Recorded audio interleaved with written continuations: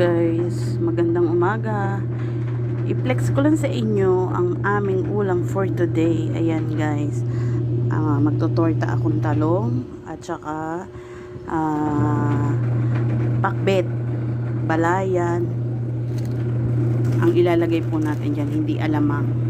Ayan, ang pinaka ano niya is chicharon lang.